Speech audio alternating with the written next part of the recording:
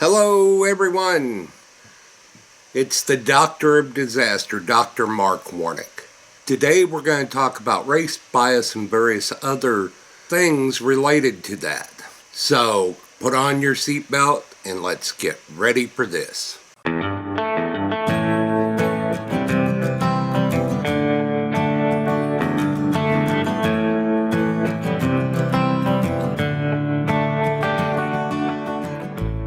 The Doctor of Disaster is a wholly owned subsidiary of Warnick and Associates Incorporated. Don't forget to get your copy of the Doctor of Disaster's book, Emergency Incident Management Systems, at Amazon.com. Hello, everyone. I'm Dr. Mark Warnick. I am considered a subject matter expert on public safety by not one, but two different universities. So let's talk about race, bias, and various other aspects that are related to it. As we look at this, I want you to realize that this ties into public safety because anytime anyone feels unsafe, it is an issue of public safety. And of course, you know who they're going to call: law enforcement, even though they want to defund it. But before I do that, I've got a favor to ask of you. In order for this channel to grow, I need your help.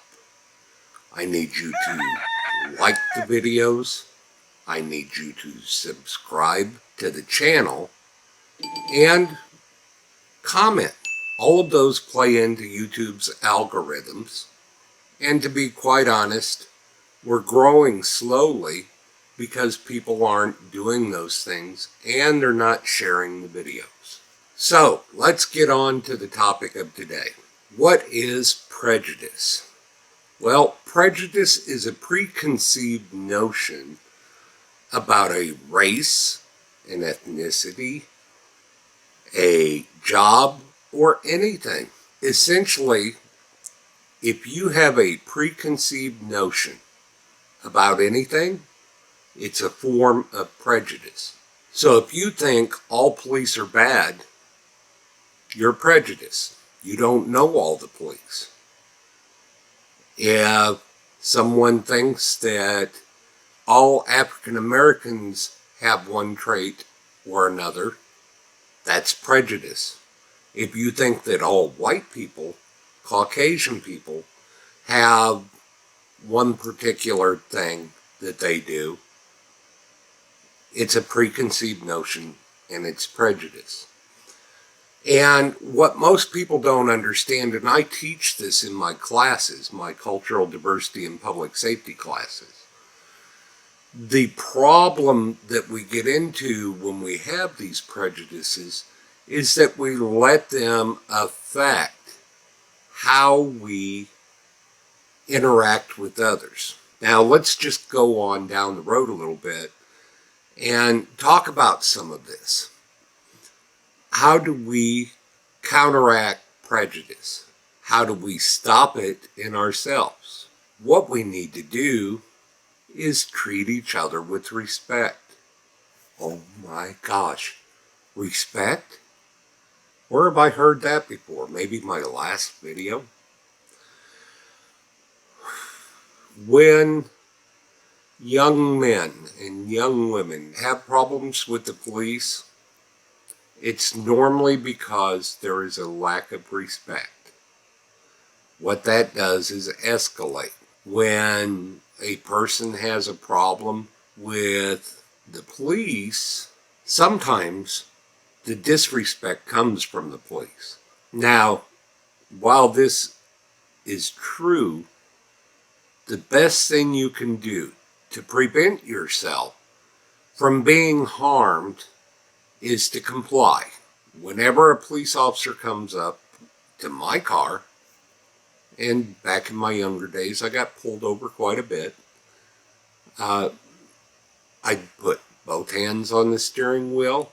I looked forward until the police officer got to me. Then I looked him in the eye And I said, yes, sir, no, sir. And if he told me to get out of the car, I got out of the car. And I think that we have lost that respect, which causes substantially more problems. Now, what about bias? Do you have a bias towards someone? Everyone does. He says, what? Yeah, everyone has biases. As an example, I have a bias against slow drivers. Sounds horrible. I like the speed limit, possibly a little bit above.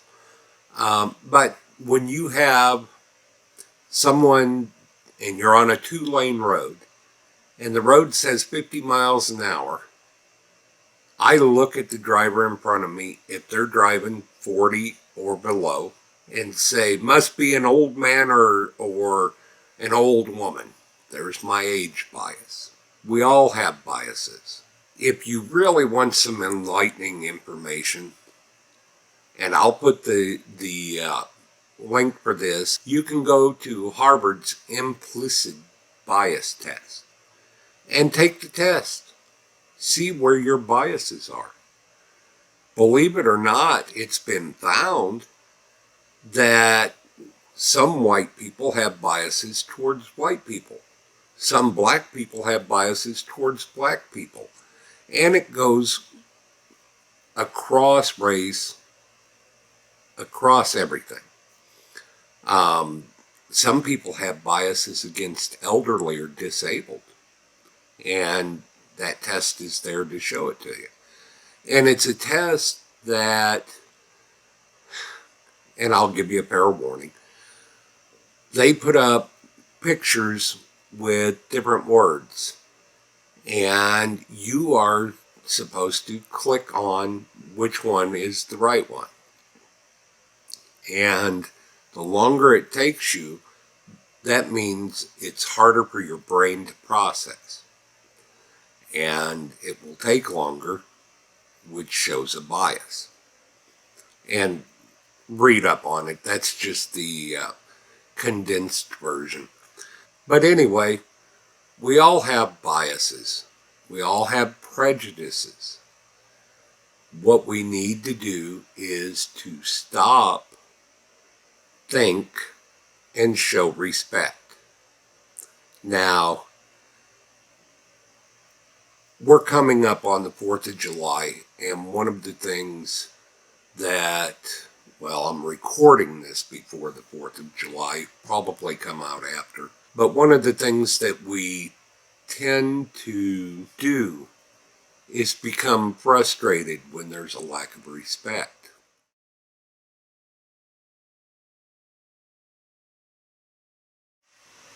That normally leads to bad feelings, tempers flaring, and more. So, bias is a real issue.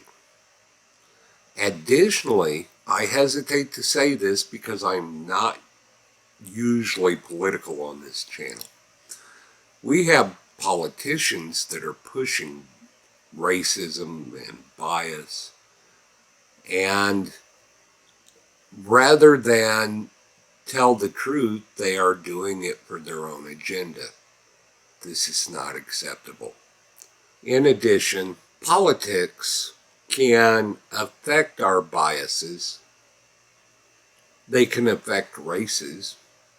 They can affect almost anything because politicians often try to curtail to their voter base. We have seen in past where that causes more issues. Why does it cause more issues? Well, let's look at the crime bill, I believe it was in the 90s, that Joe Biden and Bill Clinton pushed. They thought they were getting tough on crime, but what they were really doing was causing it so one race was arrested more often simply because they were convicted for using minor drugs that are at this point legal in many states, marijuana, and they turned them into career criminals over marijuana. Now, don't get me wrong, there's other drugs involved, and yes, um, those are on both sides, but it negatively affected the African American community more than it did anyone else. So these unintended consequences has somewhat led us to the debacle we're in today. There's other things as well. Uh, they've made laws so that anyone convicted of drugs can't get public housing. They created laws that redlined certain areas.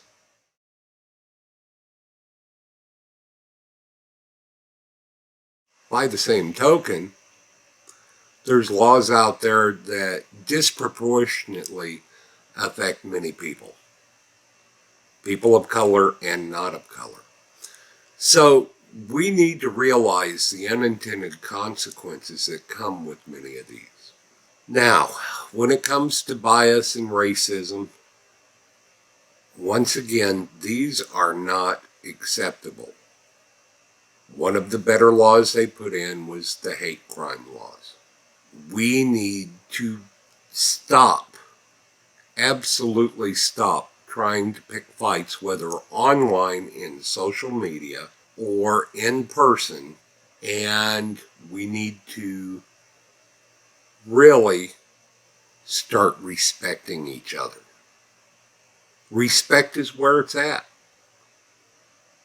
I've got many friends of all races and ethnicities. The one thing I can tell you is respect is most important. My African American students and my Caucasian students, the females and the males, will tell you that I treat everyone with respect. And that's what we need to do. We need to have respect for each other, or else we're going to destabilize this country. Lack of respect will cause more problems for public safety than anything you could ever imagine. Well, I think I'm just going to leave it at there.